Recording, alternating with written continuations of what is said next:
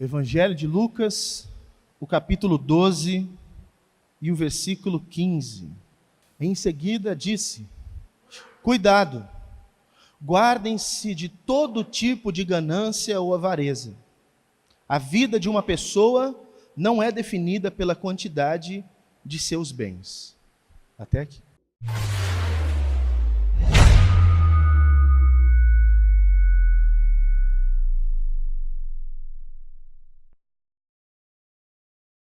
Pai, abençoa-nos com a Tua palavra também.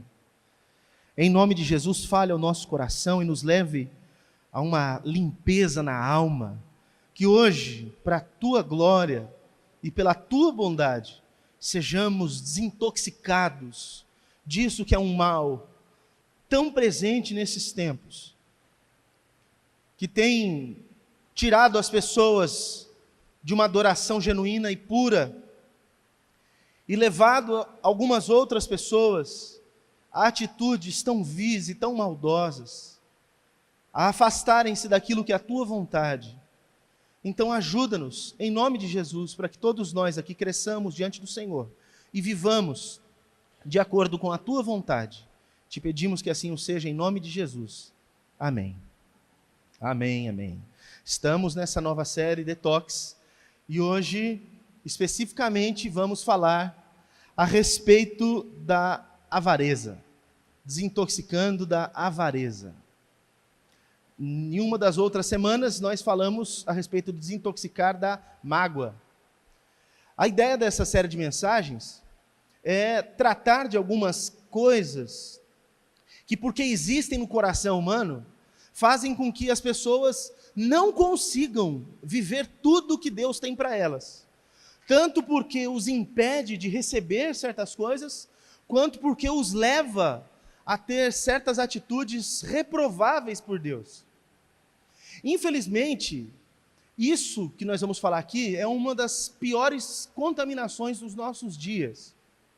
Talvez nos tempos, nas épocas, cada momento da história, uma contaminação específica é a que mais está em evidência. E essa aqui é uma das que mais está em evidência, por conta do mundo que nós temos, onde nós somos o tempo inteiro incentivados a ter. E no meio disso tudo, nós vamos sendo levados, engodados, enganados, e somos muitas vezes, por conta dessa contaminação, levados a um tipo de vida que Deus não se agrada. E eu quero, em nome de Jesus, ajudá-los hoje, para que vocês, ao se desintoxicarem, tenham a oportunidade de viver de Deus o que biblicamente nós chamamos de prosperidade. Olha que coisa interessante. Uma teologia que tem se propagado muito nas igrejas é chamada de teologia da prosperidade. Mas a tal da teologia da prosperidade não leva ninguém à prosperidade, leva as pessoas à avareza, a um tipo de ganância desenfreada. Acontece que por conta dessa teologia, muito dos crentes sinceros, como era o meu caso até uns dias atrás, ficam receosos em falar da prosperidade que a própria palavra de Deus deixa claro que é possível, é existente e está aberta para todos nós. Então é como se eu estivesse pegando uma criança que sujou a fralda e ao invés de trocar a fralda, estava jogando a criança fora. A Bíblia fala a respeito de Deus nos permitir ter uma vida boa. Obrigado, mano. Estou sem. De Deus nos permitir ter uma vida boa. Mas, por outro lado, ela fala da avareza, que é um problema gigantesco, e eu espero realmente ajudá-los no meio disso. Eu falei para a Aline que para mim foi uma aventura muito grande estudar a respeito desse tema, porque embora a Bíblia fale muito sobre avareza, o significado mesmo disso não está tão claro, explícito num texto. A avareza é isso. Você tem que juntar e montar o quebra-cabeça de tudo o que significa, porque se você abraçar e ouvir apenas essa palavra, avareza, e tentar entender aos moldes do que avareza significa hoje, você não alcança o problema bíblico que está sendo posto e levantado. Então eu tive que pegar todos os textos bíblicos da Bíblia toda que falam a respeito disso, Estudar um por um e o que significa cada um dos termos usados lá na língua original para comparar e tentar chegar a uma conclusão. De verdade, foi um trabalho bastante complexo. Eu acho que era isso que o pastor Esdras estava nos incentivando a fazer quando nos ensinou a respeito de exegese, de você se debruçar até esgotar todas as possibilidades. É óbvio que eu não esgotei, mas eu posso dizer que eu cheguei no limite de tudo, de tempo, de energia, de recursos, de livros, para tentar trazer isso para vocês. Então, obviamente, como da outra vez, eu vou fazer mais leituras do que o comum, para tentar ser o mais fiel à pesquisa que eu fiz e para poder ajudar vocês da maneira, acho que, mais adequada possível. Então, tenha paciência se eu ler bastante e preste bastante atenção em tudo que for dito, por gentileza. 2 termos no Novo Testamento são os utilizados para se traduzir a palavra avareza. Esses mesmos termos, no Novo Testamento, na língua grega, são usadas naquilo que é a tradução grega do Antigo Testamento, que era usado lá nos tempos de Jesus, que alguns com certeza conhecem, a Septuaginta. E esses 2 termos têm significados diferentes. Um mais específico, outro mais amplo. Mas são esses os 2 termos que são utilizados para falar a respeito de avareza. O primeiro é pleonexia. Então, quando alguém estiver sendo avarento e você não quiser chamar ele de avarento, você fala, seu pleonexo, né? Você vai gastar em um grego com a pessoa, ela não vai entender nada, não parece que você está ofendendo, parece que é nome de remédio. Pleonexia, lá no Antigo Testamento, está relacionado com cobiçar ganhos através do suborno. A ênfase vai recair sobre a qualidade ímpia e totalmente iníqua da cobiça. Porque cobiça, desejo, em si não é um problema. Todos nós precisamos desejar. Nós estamos falando aqui de um extremo onde as pessoas cobiçam de forma desordenada. Mas existe um outro extremo onde as pessoas não têm cobiça nenhuma. As pessoas não têm desejo nenhum, elas não querem e não pensam em nada. Não existe nenhuma mentalidade de progresso. São pessoas que ficam estagnadas e tudo para elas tá bom. Tá ruim, mas tá bom. Não, tá ruim, mas tá ruim. Não tem tá ruim, mas tá bom. Tem tá ruim, mas tá ruim, tem tá bom, mas tá bom. E tem tá bom e pode ficar melhor. Tem sempre isso. Mas, então essa qualidade iníqua da cobiça é denunciado pelos profetas naqueles que se enriqueciam e ganhavam mais, utilizando-se do seu poder e violência. E eu vou dar 2 exemplos aqui. Jeremias 6,13 diz que o povo estava sob a sentença de Deus porque era avarento e ganancioso. Está escrito assim, porque desde o menor deles até o maior, cada um se dá à avareza, e desde o profeta até o sacerdote, cada um usa de falsidade. Um outro profeta, Ezequiel, capítulo 22, verso 12, 13 e 27, vai dizer que a avareza está relacionada com assassinato, usura, juros ilícitos e opressão. Aí talvez alguém fale assim, então eu já não sou avarento, porque eu não faço essas coisas. Pois é, isso é um nível da avareza. O avarento, se não se cuida, ele vai progredindo na avareza. E pode chegar a situações terríveis. E o texto diz, presentes receberam no meio de ti para derramarem sangue, usura e juros ilícitos tomaste, e usaste de avareza com o teu próximo, oprimindo-o. Mas de mim te esqueceste, diz o Senhor Deus, e eis que bati as mãos contra a avareza que cometeste, e por causa do sangue que houve no meio de ti. Os seus príncipes, no meio dela, são como lobos que arrebatam a presa, para derramarem sangue, para destruírem as almas, para seguirem a avareza. Isso é denúncia dos profetas a respeito disso. Mas no Novo Testamento, esse termo que nós já falamos, está relacionado em tirar vantagem de alguém, lesar, defraudar ou enganar. É uma pessoa que, se nós fôssemos levar para o lado da comida, seria uma pessoa gulosa, mas é uma pessoa cobiçosa.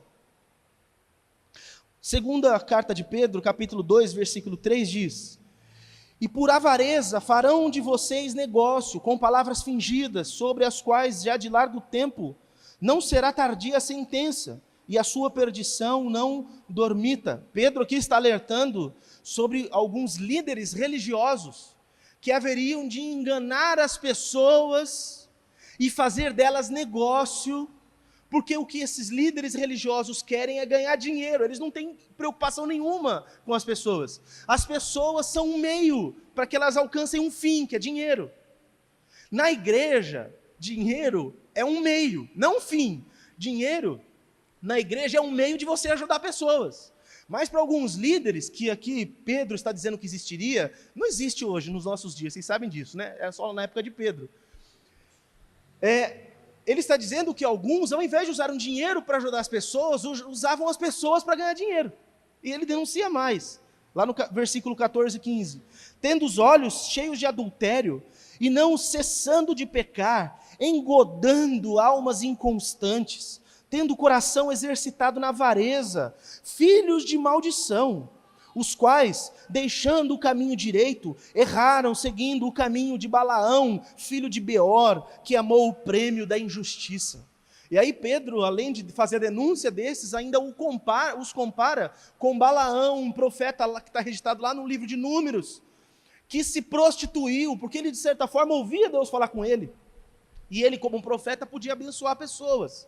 E ele foi contratado pelo rei de um país para amaldiçoar o povo de Israel. E ele falou, eu aceito, eu quero receber o pagamento, eu aceito. Acontece que Deus não deixou, porque ele estava querendo, então, aliás, preste atenção vocês aqui.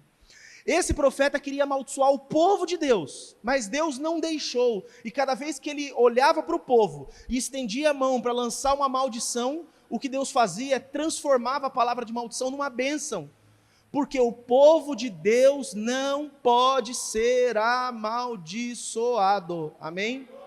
O povo de Deus não pode ser amaldiçoado. Ah, mas fizeram macumba para mim. Irmão, se me chamar para comer a macumba, se for boa, eu como.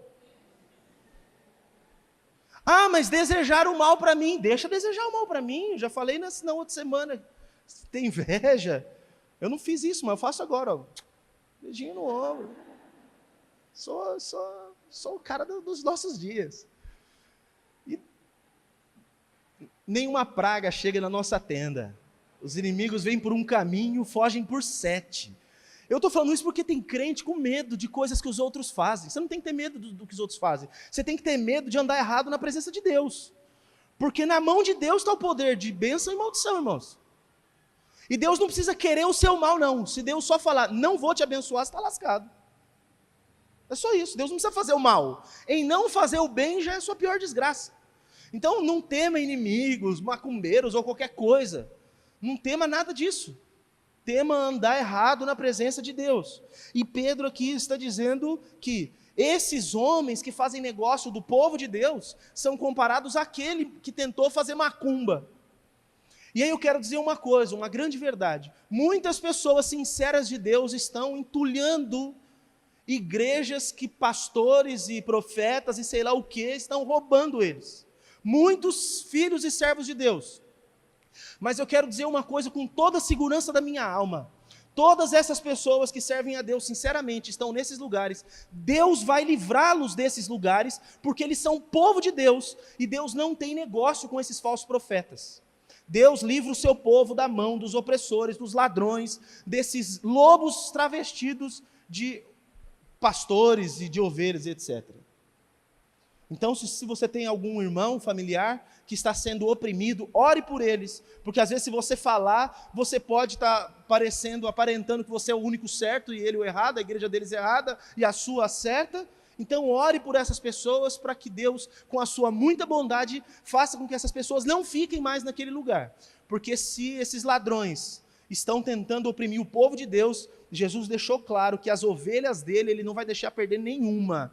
Então fique em paz, que quem é ovelha de Jesus não vai ser perdido. Glória a Deus por isso. Pois bem, ainda no Novo Testamento, esse termo que eu falei, é marcado, aliás, como essa avareza é marcada essa pessoa avarenta é marcada pelo desconhecimento da pessoa de Deus e pela falta de fé e obediência, o avarento procura realizar-se em si mesmo, ou no que possui, ou ainda naquilo que pode possuir. Olha o que Paulo fala aos Romanos, capítulo 1, verso 28 e 29. E como eles não se importaram de ter conhecimento de Deus, assim Deus os entregou a um sentimento perverso, para fazerem coisas que não convém. Que coisas? Estando cheios de toda iniquidade, prostituição, malícia, avareza, maldade, cheios de inveja, homicídio, contenda, engano, malignidade.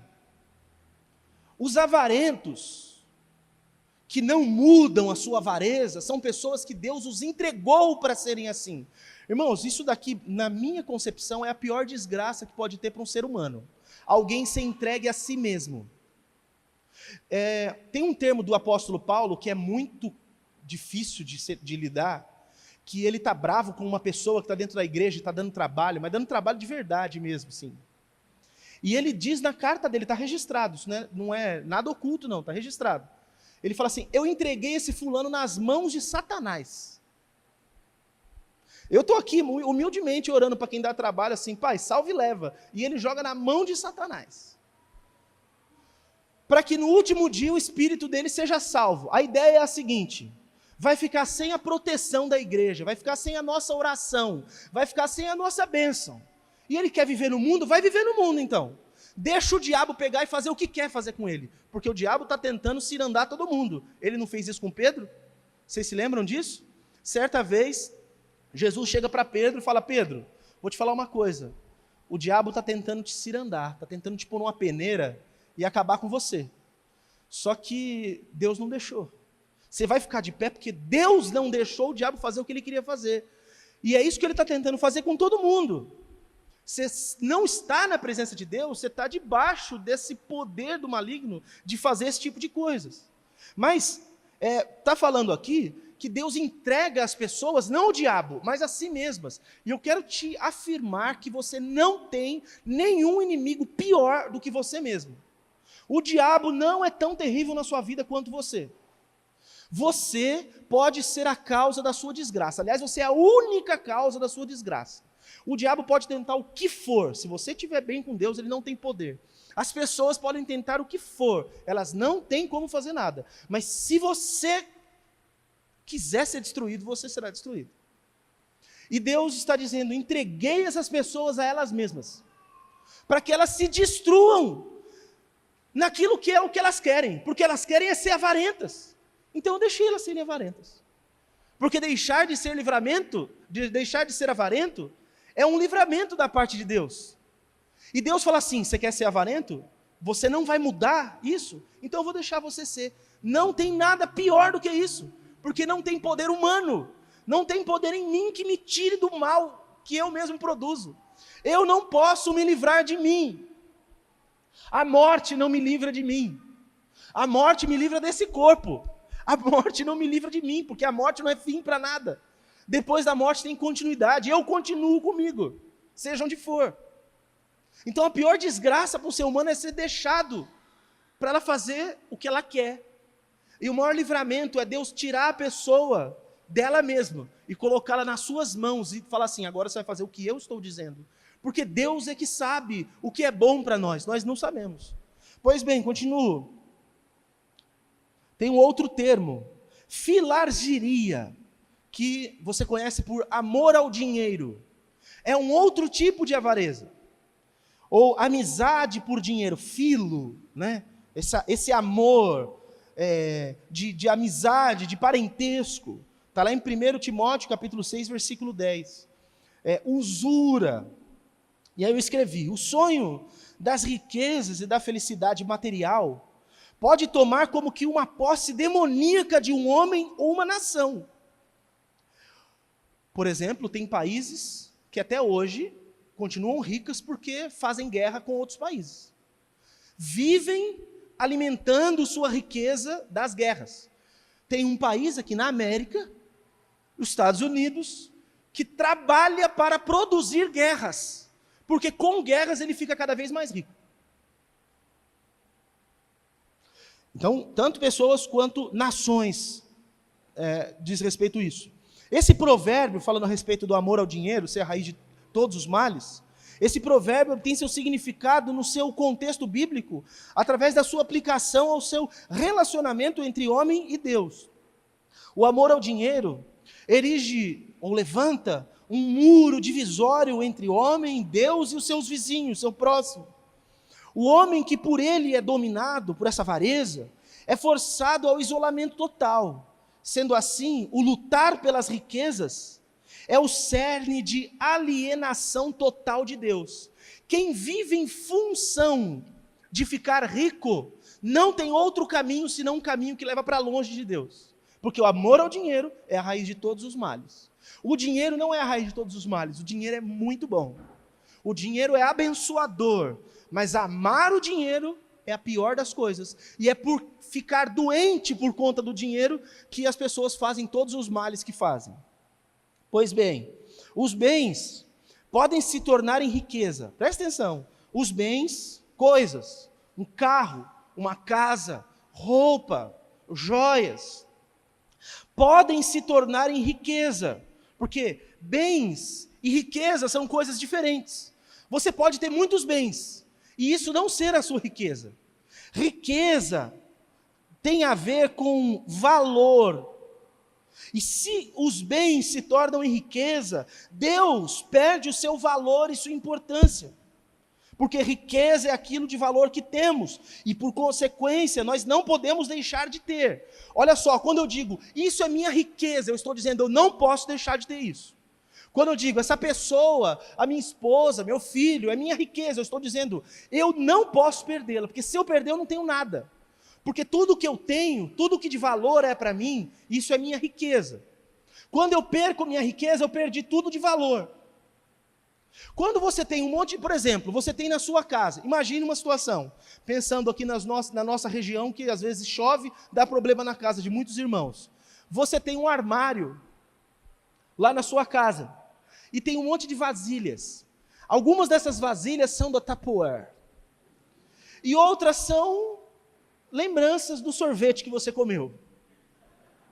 Mas você guarda, e eu sei que guarda, irmão, e você guarda.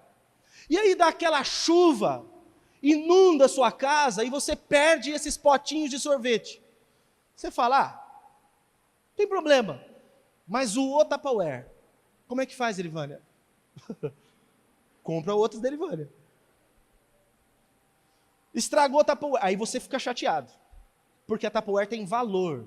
Então você colocou nela muito mais do que o dinheiro que você empregou para comprá-la. Você colocou nela um valor que faz com que o significado desse bem seja maior do que de um outro bem, porque os dois são potes, os dois servem para a mesma coisa. Se for só para colocar feijão, os dois fazem a mesma coisa. Mas um tem valor e o outro não tem. O que tem valor passou a ser riqueza, e quando você perde a riqueza, você se sente em falta com algo que era seu, ou parte de você. Quando você faz dos seus bens a sua riqueza, você vai diminuindo Deus, porque os bens você não pode perder. E se tem algo que você não possa perder de jeito nenhum, e se você perder, você inclusive perde o significado da sua vida, você começou a entrar num outro campo de tirar Deus do lugar dele na sua vida e de colocar aquilo no lugar de Deus. E é por isso que Jesus diz o seguinte, aonde está o seu tesouro, a sua riqueza, aí está o teu coração. Se o teu coração está nos teus bens, é porque os teus bens são suas riquezas. E o seu coração não pode estar em dois lugares, porque você não pode ter dois senhores. Você vai amar um e desagradar o outro, não tem como. Então, preste muita atenção nisso.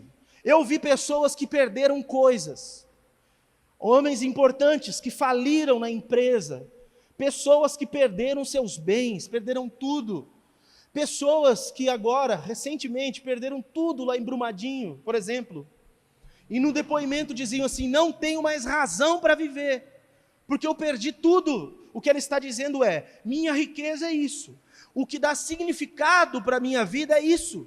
Logo, Deus não está no senhorio dessa vida, não pode. Eu já vi pais que infelizmente, com muita tristeza eu digo isso, perderam filhos. E quando perderam, disseram, minha vida não faz mais sentido, não tem por que eu viver.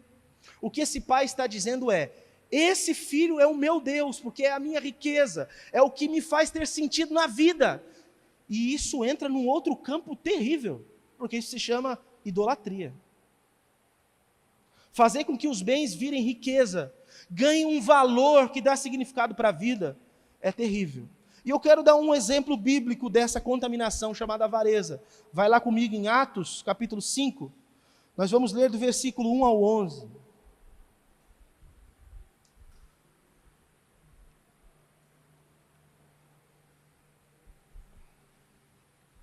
Não vou fazer, obviamente, uma exposição desses versículos. Vou colocar 3 pontos aqui sobre esses personagens. Havia, porém, Atos 5:1. Havia, porém, um homem chamado Ananias, que com sua esposa Safira, vendeu uma propriedade. Levou apenas parte do dinheiro aos apóstolos, mas, com a aprovação da esposa, afirmou que aquele era o valor total e ficou com o resto. Então Pedro disse: Ananias, por que você deixou Satanás encher o seu coração? Você mentiu para o Espírito Santo quando guardou parte do dinheiro para si. A propriedade era sua para vender ou não, como quisesse. E depois de vendê-la, o dinheiro também era seu para entregar ou não. Como pôde fazer uma coisa dessas? Você não mentiu para nós, mas para Deus. Assim que Ananias ouviu essas palavras, caiu no chão e morreu. Um grande temor se apoderou de todos que souberam o que havia acontecido. Então alguns jovens se levantaram, envolveram o corpo num lençol e o levaram para fora, e depois o sepultaram. Cerca de 3 horas depois, sua esposa entrou, sem saber o que havia acontecido. Pedro lhe perguntou: foi esse o valor que você e seu marido receberam pelo terreno? Ela respondeu: sim, foi esse o valor. Então Pedro disse: como vocês puderam conspirar para pôr à prova o Espírito do Senhor? Veja, os jovens que sepultaram o seu marido estão logo ali perto da porta, e também levarão você. No mesmo instante, ela caiu no chão e morreu. Quando os jovens entraram e viram que ela estava morta, levaram seu corpo para fora e a sepultaram ao lado do marido. Um grande temor se apoderou de toda a igreja e de todos os que souberam desse acontecimento. O que aconteceu aqui foi o seguinte: a igreja estava começando. Jesus tinha morrido, ressuscitado, os discípulos estavam cheios do poder, estavam pregando a respeito do reino de Deus que havia chegado, as pessoas estavam animadas com o reino de Deus, a maioria das pessoas era muito pobres, elas não tinham nem para elas, mas os que tinham alguma coisa começaram a vender os seus bens, entregar na mão dos apóstolos o dinheiro daquilo que venderam, e fala assim: divide por todos. Os apóstolos viraram administradores daqueles bens para cuidar de todo mundo, então eles cuidavam de: vamos levar cesta para aquela família que eles não têm comida, ajuda, compra roupa para aqueles, ajuda, faz aquilo. E todo mundo que tinha alguma coisa vendia e dava para os apóstolos. Todo mundo. Era uma coisa linda, bonita de se ver. Acontece que esse casal aqui tinha alguma coisinha a mais, eles tinham um terreninho. E aí eles combinaram entre eles: amor, está todo mundo vendendo aí o terreno, dando dinheiro para os apóstolos, está feio porque a gente tem terreno e não está fazendo isso. Então vamos fazer o seguinte: esse terreno vale 100 mil. O Zé das Couves ofereceu 100 mil por ele. Eu vou vender, vamos vender por 100, mas vamos chegar lá nos apóstolos, vamos falar que vendemos por 50. Ele nem sabe, não precisa saber. Mas chega lá e fala que estamos dando tudo, para mostrar que a gente é espiritual igual a todo mundo. Vamos dar os 50 mil e vai todo mundo ficar: uau! Chegou lá o marido primeiro, pagando uma de gatão, todo mundo, cada um levando alguma coisa, e aquele homem chega lá na frente: e aí, pessoal, tudo bom? Vim fazer minha contribuição. Ah, é? Você veio dar o quê? Eu vim dar 50 mil de um terreno que eu vendi. Todo mundo: uau, 50 mil? Eu vendi um terreno por 50 e estou dando tudo. Aí Pedro, com discernimento do Espírito, fala assim: por que você está mentindo? Você não precisava fazer isso, o dinheiro é seu, o terreno é seu. Se você não quisesse dar, você não dava. Se você quisesse vender por 100 e dar R$1, você dava. O dinheiro é seu, o terreno é seu, você faz o que você quer. Por que você está mentindo? Por que você está com essa avareza no seu coração? Por que você confabulou em fazer isso? Você acha que você está mentindo para a gente? Você está mentindo para Deus. Porque aqui você está diante de Deus, você não está diante de pessoas. Eu só sou um homem, mas você está mentindo para Deus. Quando Pedro acabou de falar aquilo, o homem morreu. Imagina se alguém mentisse na igreja e morresse na hora. Senhor, passa a oferta de novo agora.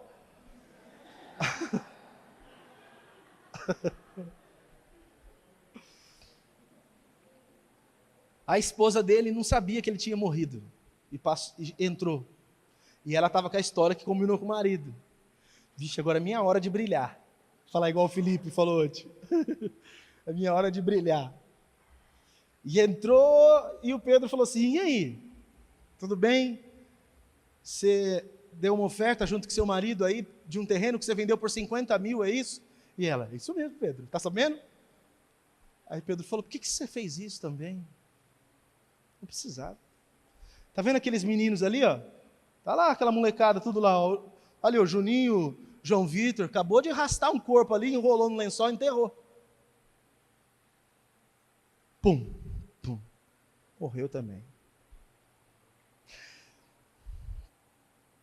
Por que eles receberam essa punição? Por que eles receberam essa punição? Foi porque eles deram pouco?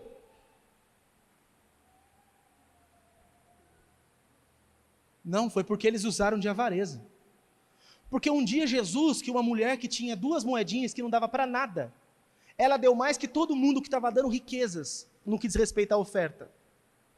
Ela que não tinha nada, ela deu tudo o que tinha, que eram algumas moedinhas sem valor.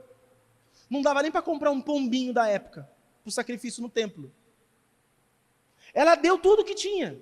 E outros estavam dando muito, mas não valia nada. Jesus falou, ela deu mais do que todos os outros. A questão aqui não diz respeito a valor, diz respeito a como está o coração em fazer isso.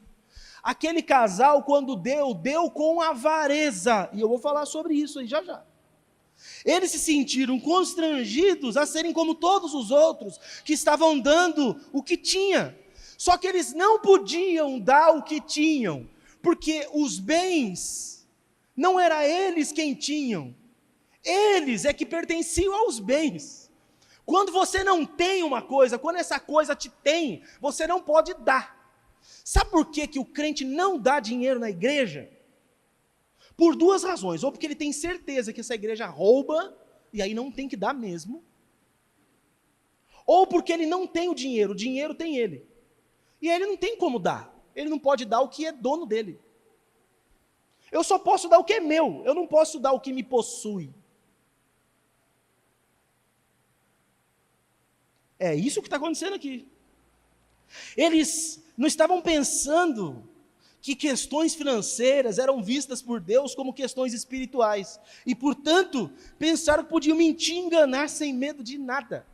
Aqui está um engodo, desde a época de Ananias e Safira, e está dentro da igreja de novo. As pessoas acham que dinheiro não é espiritual. Deixa eu dizer uma coisa. Quando Jesus fala de cuidados da vida e de ansiedade pelas coisas da vida, Jesus faz uma coisa que ele não faz com mais nenhuma outra coisa em todo o Novo Testamento. Ele eleva a categoria de divindade o dinheiro, a categoria de potestade. Ele vai chamar inclusive o dinheiro de mamon. A única coisa que Jesus eleva a categoria de potestade, ou seja, que tem um poder dominador, é o dinheiro. A única coisa que ele eleva é o dinheiro. E Jesus sabe que se o dinheiro não estiver submetido a Deus, o dinheiro vira um Deus para a pessoa. E é por isso que ele fala, vocês não podem servir a 2 senhores. Ou vocês servem a Deus ou ao dinheiro. Porque o dinheiro vira uma potestade. Bens viram potestade. E dominam a pessoa.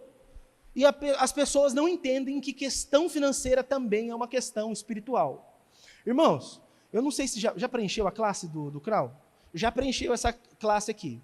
A próxima, você vai procurar o Nardini e você vai falar, Nardini, pelo amor de Deus, eu tenho que fazer esse curso. Pelo amor de Deus, eu tenho que fazer esse curso. Porque fala, inclusive, a respeito dessas coisas. E você entender quão espiritual é tudo.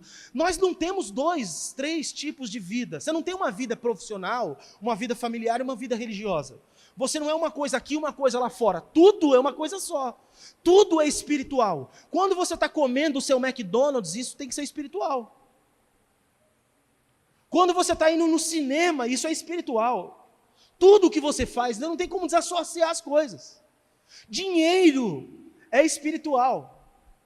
Tudo é espiritual. Então, as suas atitudes com respeito a bens dizem respeito à sua forma de encarar a sua vida espiritual, irmão.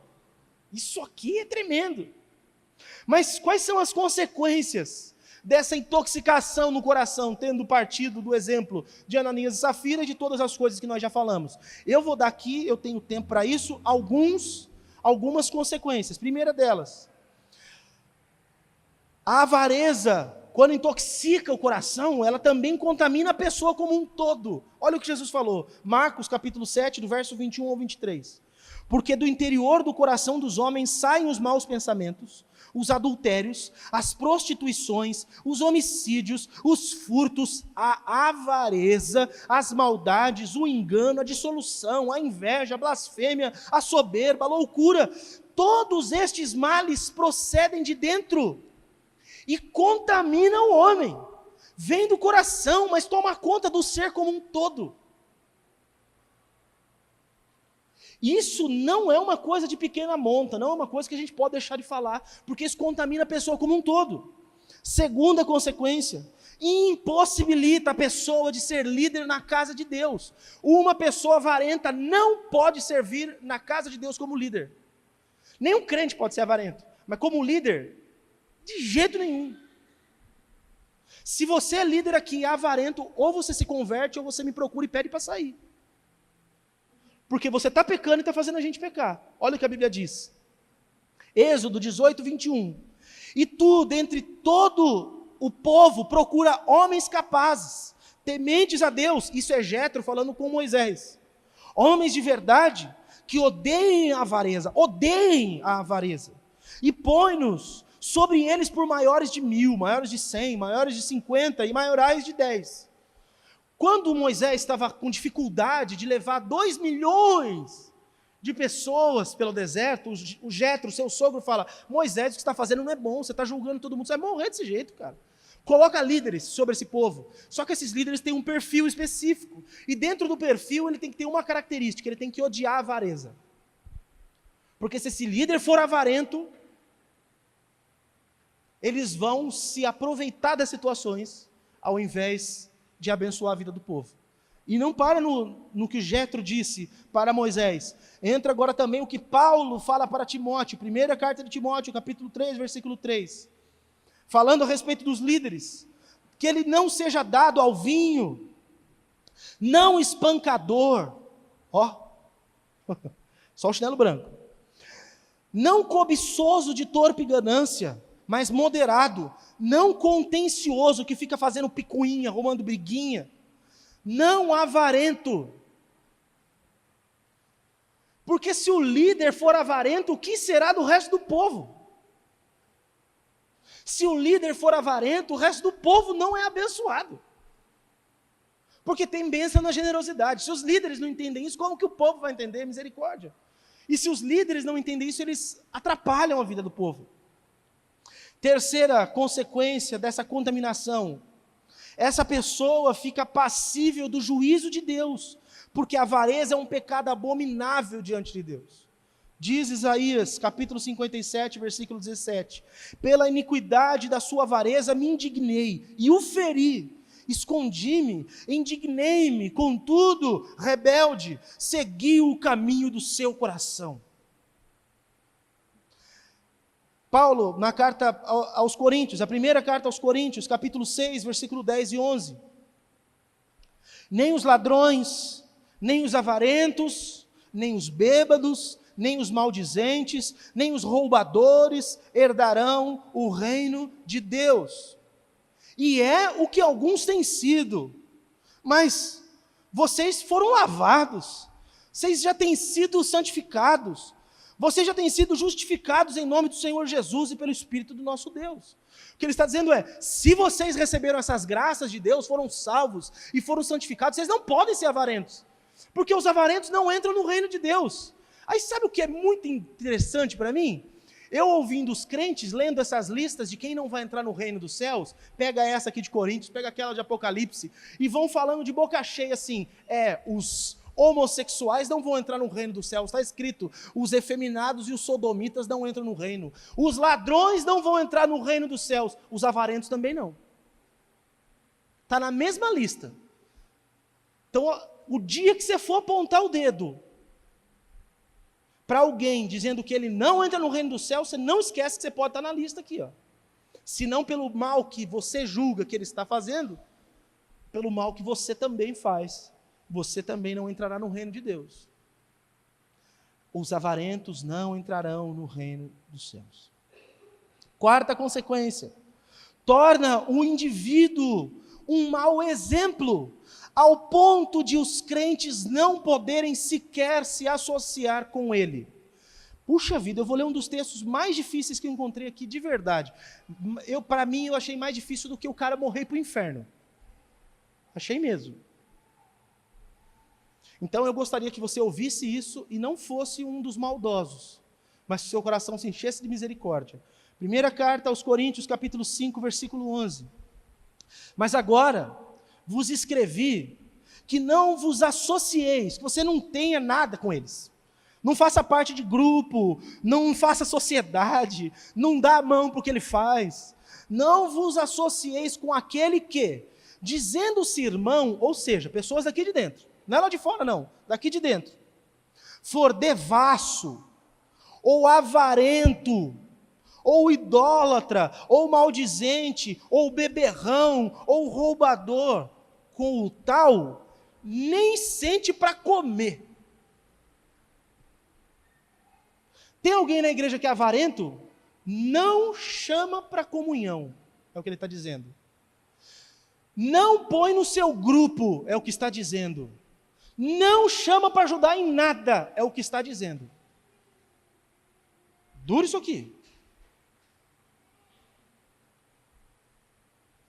E segundo ele mesmo está dizendo, porque crente lavado não pode ser avarento. Então esse não é crente. Está disfarçado. Ou chegou na fé e nunca evoluiu. E está lá no primeiro passo da fé e é um carnal. Porque isso são as atitudes da carne. A avareza é uma carnalidade abominável. Quinta consequência, sujeita a pessoa idólatra, a pessoa avarenta, à idolatria. Olha o que Paulo diz aos Efésios, primeiro, capítulo 5, do verso 3 ao 7. Mas a prostituição e toda a impureza ou avareza, nem ainda se nomeie entre vós. Então assim, era uma coisa que não era nem para falar, porque não era para acontecer. Como convém a santos, nem torpezas, nem parvorices, nem chocarrices, que não convém, mas antes, ações de graças. Porque bem sabeis isto, que nenhum devasso, ou impuro, ou avarento, qual é o idólatra, tem herança no reino de Cristo e de Deus. Ninguém vos engane com palavras vãs, porque por estas coisas vem a ira de Deus sobre os filhos da desobediência. Portanto, não sejais seus companheiros. Você ouviu aqui? Ou avarento, o qual é idólatra. A Bíblia diz que o avarento é idólatra. Colossenses, capítulo 3, do verso 5 ao 6. Mortificai, pois, os vossos membros que estão sobre a terra. A prostituição, a impureza, a afeição desordenada, a vil concupiscência e a avareza, que é idolatria, pelas quais coisas vem a ira de Deus sobre os filhos da desobediência. De novo, Paulo tocando nesse ponto. Avareza é idolatria. Essas pessoas vão receber a ira de Deus, porque elas vivem como pecadores. Sexta consequência. Tem muita consequência ruim, por isso que não tem como não falar. A avareza ilude o avarento com a falsa impressão dele ser generoso. Principalmente se ele for dentro da igreja. Porque ele faz contribuições dentro da igreja. E aí ele tem a falsa impressão que ele é generoso. Mas na verdade suas contribuições são contribuições avarentas. Olha que coisa. Parece que avarento é quem não dá dinheiro. Mas não é. Tem avarento que dá dinheiro, mas as suas contribuições são avarentas. Eu vou ler Paulo falando sobre isso. Segunda carta aos Coríntios, capítulo 9, versículo 5. Portanto, tive por coisa necessária exortar estes irmãos, para que primeiro fossem ter convosco, e preparassem de antemão a vossa bênção, já antes anunciada, para que esteja pronto como bênção, e não como avareza. Olha o que Paulo está falando. Eu mandei uns irmãos passarem aí, em Corinto, para que vocês se adiantassem na ajuda que nós vamos mandar para os irmãos da Judéia. Os irmãos pobres da Judéia precisam de dinheiro, e vocês têm dinheiro aí na cidade. Então, levantem uma contribuição, deixa guardado esse dinheiro, porque quando eu chegar aí, eu não quero ter que pedir para vocês darem. Eu vou chegar, pegar o dinheiro e vou voltar lá para a Judéia para ajudar os irmãos que precisam. Então eu estou mandando na frente uns irmãos para vocês já irem se preparando, para que vocês tenham a oportunidade de fazer isso com generosidade. Porque se eu chegar aí e pedir na hora, vocês até vão fazer, mas vocês vão fazer com avareza. Porque como é que o avarento faz? O avarento não é aquele que não dá, não é só esse que não dá. Tem avarento que não dá mesmo. Mas tem avarento que, porque está na igreja, ele dá dinheiro. Mas ele faz de forma ridícula, como diria minha avó. Ele contribui, mas ele contribui mediante constrangimento, tristeza, necessidade comovente, obrigatoriedade moral ou imposta. Ele depende de estímulo para ser generoso.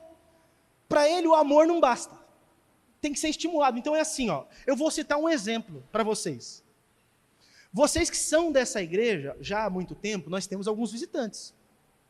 Vocês que já são dessa igreja, vocês já nos conhecem, sabem o que nós estamos fazendo, sabem do nosso trabalho, sabem da dedicação, sabem da verdade, da transparência, vocês sabem.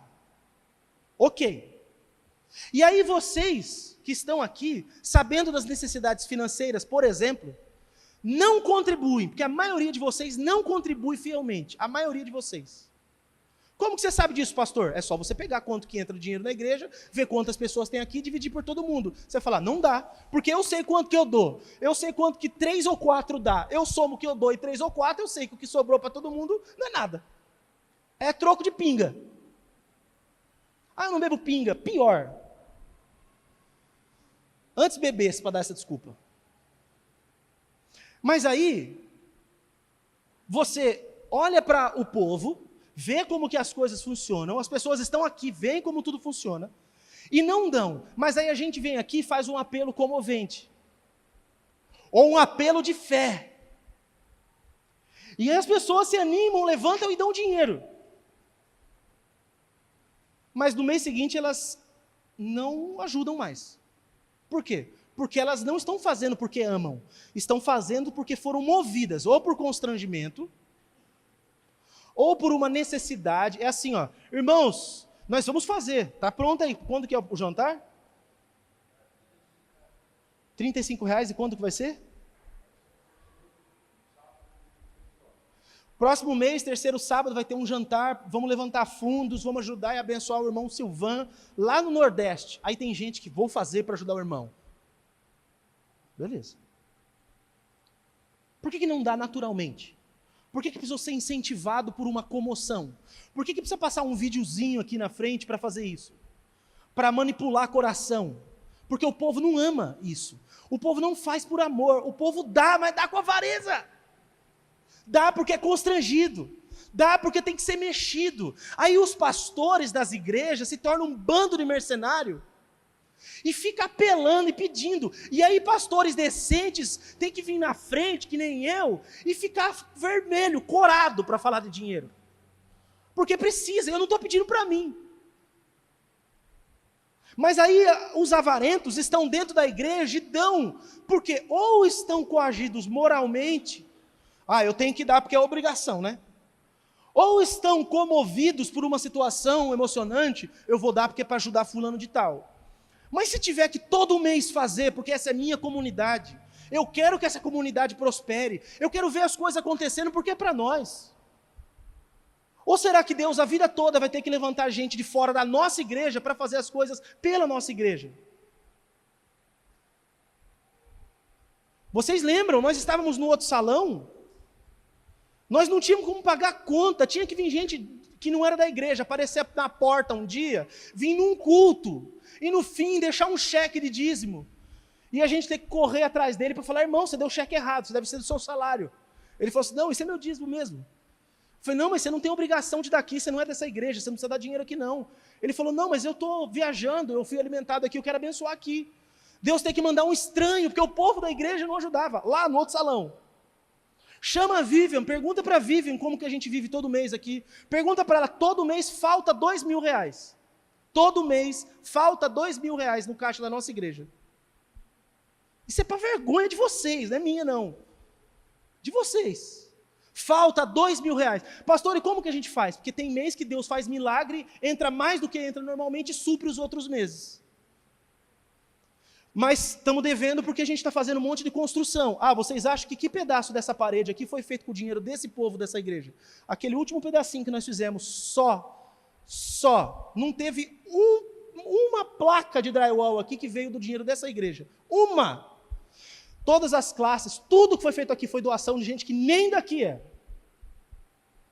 Como que eu sei que tem avarento aqui nessa igreja? Eu estou provando para vocês. Porque com esse tanto de gente que tem aqui, tem mais de 100 pessoas.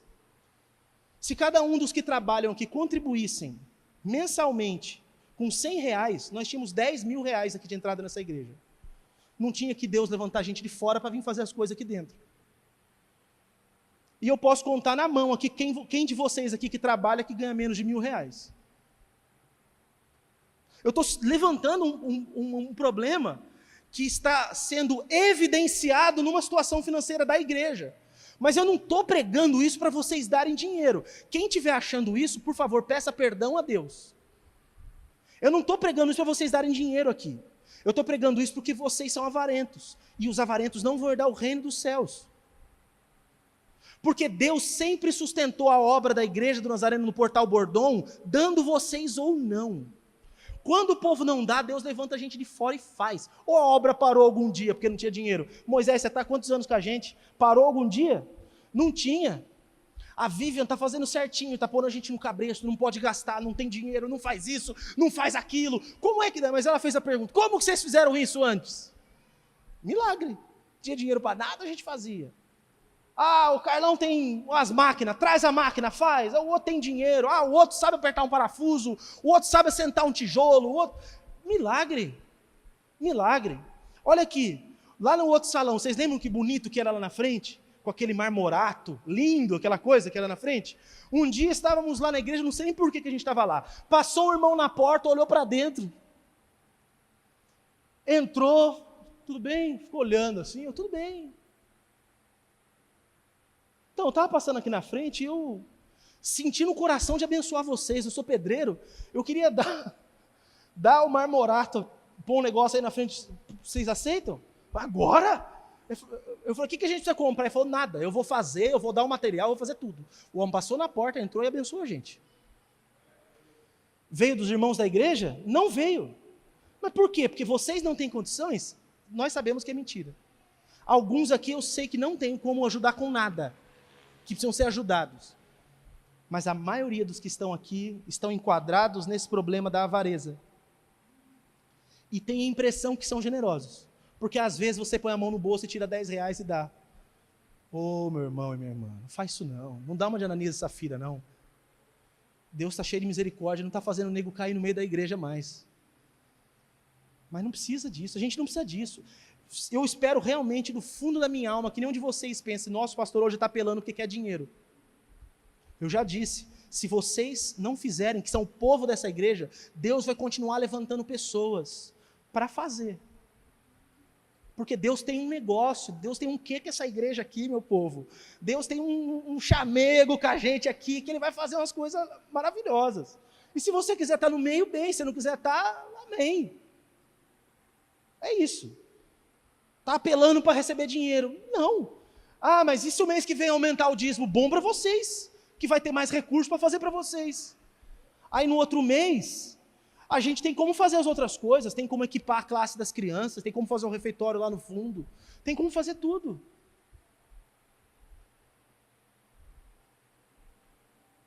Nós trocamos o vidro aqui da igreja, não foi a gente que gastou, eu pedi para o dono do salão, ele chorou, esperneou, não quis e trocou, porque estava empenado. Aí ficamos sem isso filme, tá essa claridade. Um monte de gente, nossa pastor, que ruim, esse sol aqui dentro, enfia a mão no bolso e dá esse negócio, dá o adesivo, isso, o filme, pelo amor de Deus. Não ajuda a reclamar, ajuda a fazer acontecer. Aí fala assim, hoje no fim do culto eu vou dar. Não, dá outra coisa, porque essa já deram. Segunda-feira vem colocar aí. E só para avisar, o dinheiro não veio da igreja de novo, tá?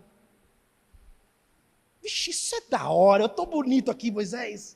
Tô bonito aqui, bicho, é bonito fazer assim. Você não está devendo nada para ninguém, sabe? Ninguém pode jogar nada na sua cara. Não tem liberdade melhor do que essa. Você está com o nariz empinado, podendo falar de igual para igual com todo mundo e ninguém fala assim, pastorzinho aí. Pois é. Então tem avarento dando. Talvez você seja um desses. E eu espero que o Senhor te desintoxique disso hoje. Hoje. Para que você não seja um dos que serão punidos. E vivam nessa desgraça. Mais uma consequência desse mal. A avareza torna a pessoa uma crítica dos generosos. O avarento critica o generoso, porque o avarento não entende o generoso. Não entende. Vou dar 2 exemplos. Marcos 14, versículo 4 e 5. E alguns houve que em si mesmos se indignaram e disseram, para que se fez esse desperdício de unguento? Porque podia vender-se por mais de 300 dinheiros e dá-los aos pobres, e bramavam contra ela. A mulher que pegou aquele vaso de alabastro e derramou aquele perfume precioso nos pés de Jesus, os discípulos ficaram escandalizados, ela está querendo aparecer. Para que vai dar tudo isso? Precisa esse exagero todo? Aqueles muquiranos não estavam dando, era nada. Jesus falou assim, ela vai ser lembrada para o resto da eternidade. Porque ela fez isso, porque ela me preparou para a minha morte. Vocês estão comigo e não estão fazendo isso, ela dá. Era um bem de uma vida toda, para o dia do seu casamento, e ela abriu mão disso, porque ela entendeu que eu sou mais alegria para ela do que o dia da alegria dela. E ela fez por mim. E Lucas 16, 10 a 14. Quem é fiel no mínimo, isso são palavras de Jesus, também é fiel no muito. Quem é injusto no mínimo, também é injusto no muito. Pois se nas riquezas injustas não fostes fiéis, quem vos confiará as verdadeiras? E se no alheio não fostes fiéis, quem vos dará o que é vosso? Nenhum servo pode servir a 2 senhores, porque ou há de odiar um e amar o outro, ou se há de chegar a um e desprezar o outro. Não podeis servir a Deus e a Mamon. E os fariseus, que eram avarentos, ouviam todas essas coisas e zombavam dele. Jesus estava explicando como que funciona essa dinâmica. Como que funciona a dinâmica da generosidade, da fidelidade a Deus. Olha, se você não pode ser fiel tendo pouco, Deus não vai colocar muito na sua mão. Você não sabe lidar nem com bens financeiros e humanos, como que Deus vai colocar as riquezas espirituais na tua mão? Você é infiel. Não tem como o infiel receber coisas maiores, porque ele vai desperdiçar as coisas maiores.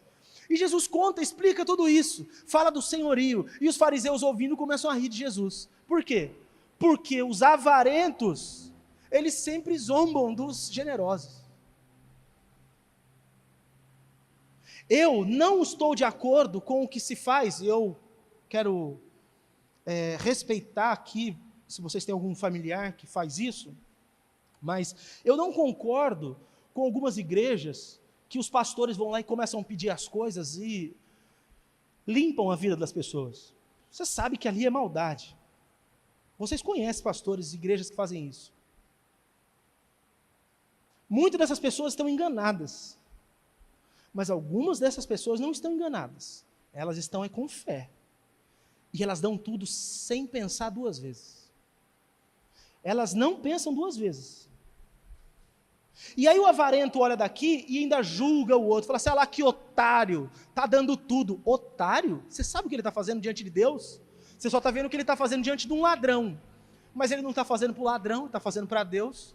E o que ele vai receber é de Deus, não do ladrão. E isso conforta o meu coração, que um monte de gente sincera de Deus nessas igrejas está sendo abençoado. E a gente sabe que são abençoados, porque eles são sinceros diante de Deus, mesmo que eles estão fazendo isso na frente de um ladrão. Pois bem, por último, impede a pessoa de enriquecer de verdade. A avareza impede a pessoa de enriquecer de verdade. O avarento acha que porque ele não dá, ele vai ter mais.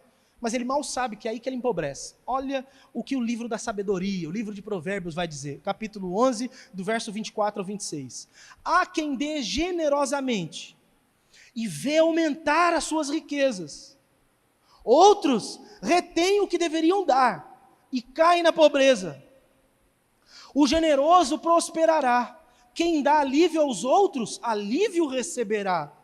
O povo amaldiçoa aquele que esconde o trigo, mas a bênção coroa aquele que logo se dispõe a vendê-lo. Está falando de pessoas que dão, está falando de pessoas que empregam outros, está falando de pessoas que fazem negócios e beneficiam outros. O generoso prospera, o avarento empobrece. O avarento empobrece e ele pode não perder dinheiro quando ele empobrece, mas ele empobrece de outras coisas. Ele dá uma sequidão na alma desse fulano, uma vida desgraçada com a família, uma coisa terrível, que é pior do que não ter dinheiro. Porque todo mundo aqui sabe que é melhor você morar numa casa cheia de paz, uma casa simples, sem um sofazinho decente para morar, para sentar, e em paz, do que numa casa espaçosa onde o pau está quebrando todo dia e não sei o que lá. Eu lembro quando eu era pequeno, morava lá com a minha avó na época, e eu comia mandioca que a avó plantava no fundo do quintal, almeirão e mostarda. A gente era vizinho nessa época. Era isso, que a avó plantava lá no fundo do quintal. E às vezes não tinha dinheiro para comprar carne de mistura, mas tinha isso. E aí eu jogava bola lá no campinho, porque tinha uma época que dava para jogar bola, irmãos. Que agora, né, César? É 5 segundos de jogo, eu já machuco.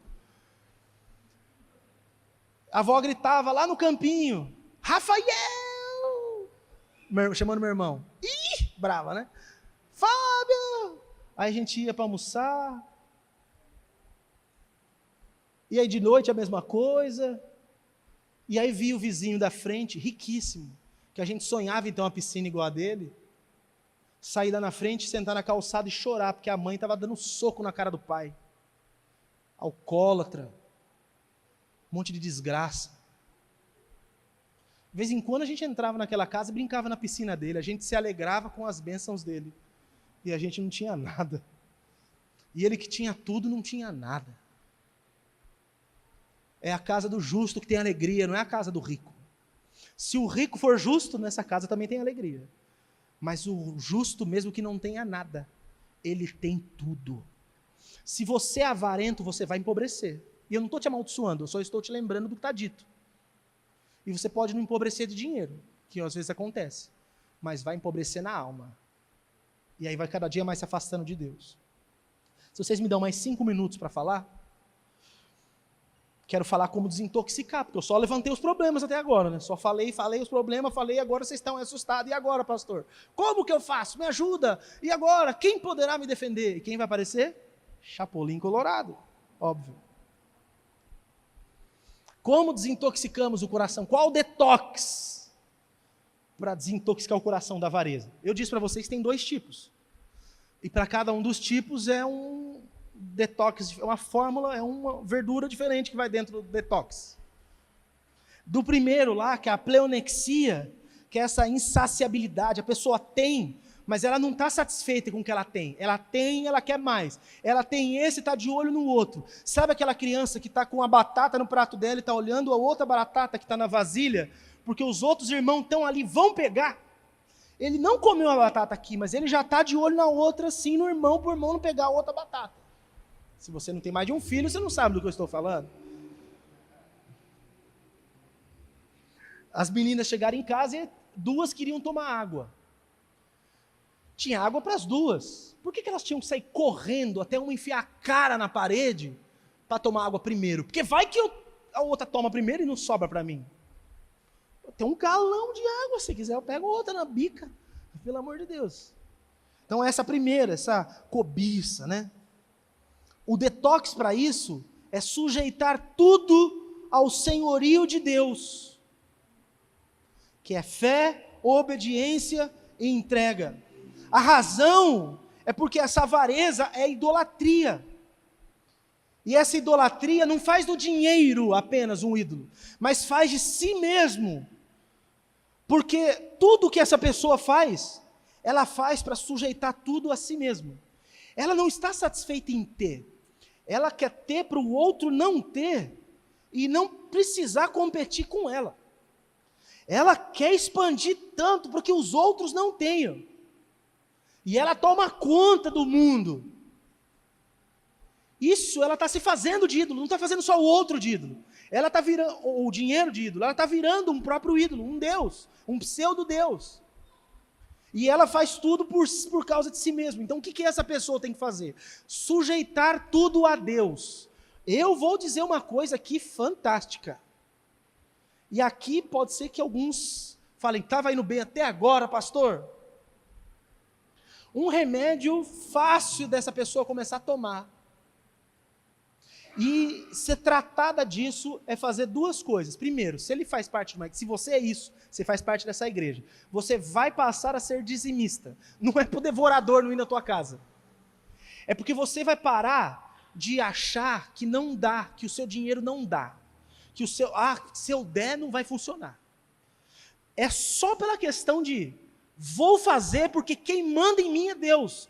Quem cuida de mim é Deus e não é o meu dinheiro. Eu não tenho nada porque eu tenho dinheiro. Eu tenho o que eu tenho porque Deus me sustenta. Então o dízimo ou sem ele não faz diferença. Isso não vai fazer porque Deus cuida de mim. Outra coisa, toda pessoa que você vir necessitada daqui para frente, você vai ajudar se você tiver o dinheiro na mão. Você viu que uma pessoa precisa, estende a mão e ajuda essa pessoa. O dinheiro nunca vai dominar você. Você tem que ser desapegado ao dinheiro. É o LX do dinheiro aí, desapega.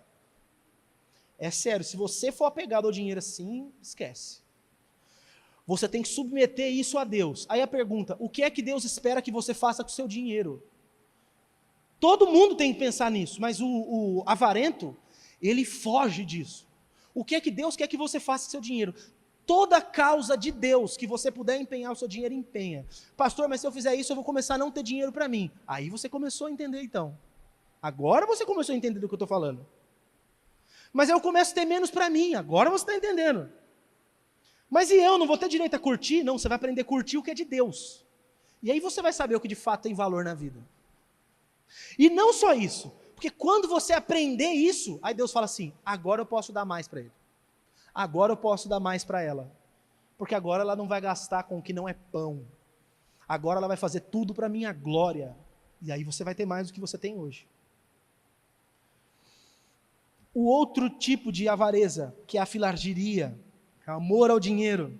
A desintoxicação disso se dá pelo contentamento. Contentamento. Que é possível pela fé na promessa do cuidado de Deus. Hebreus 13:5. Sejam os vossos costumes sem avareza, contentando-vos com o que tendes, porque ele disse, não te deixarei, nem te desampararei. Irmãos, contentar-se com o que tem, não é acomodar-se em não ter nada. O que eu tenho na mão hoje é isso. Meu Deus, eu estou feliz, porque isso veio do Senhor, e isso para mim hoje é suficiente. Porque quando eu precisar mais do que isso, o Senhor vai me dar. Hoje o que eu tenho que ter é isso. Então eu te dou graças, porque eu tenho isso hoje. Um dia, pode ser desse jeito na sua vida. Num dia, você está dando graças a Deus, porque você tem um Corsa com tudo furado, vazando óleo, pingando em todo lugar que você for. E no mesmo dia, não é no outro dia não, irmão. No mesmo dia, chega uma chave de um HRV na tua mão. Estou contando o meu testemunho para vocês. Pastor, mas está falando isso para dar inveja na gente? Olha, se você tiver inveja de mim... Não, é para você ficar feliz comigo. Se alegra comigo. E entenda que isso pode acontecer com todo mundo. Mas você está contente com o que está na sua mão? Você consegue pegar o que você tem e falar, obrigado, Deus. Hoje eu tenho arroz para comer. Ou você é daquele que tem arroz na mesa e fala assim, sabe, puxa, eu posso falar? Vocês vão me perdoar? Depois edita, Lação. Essa merda aqui, nesse prato aqui, só tem essa merda desse arroz aqui. Todo dia essa merda dessa mistura. Só tem esse ovo. Só tem esse... Ai, jovem principalmente faz isso. não tem contentamento. Abre o guarda-roupa e fala, de novo essa roupa? Vão olhar para mim e vão pensar o quê? Que eu só tenho essa roupa. Ué, mas não é verdade? Se alguém estiver incomodado, te dê outra. Oxe.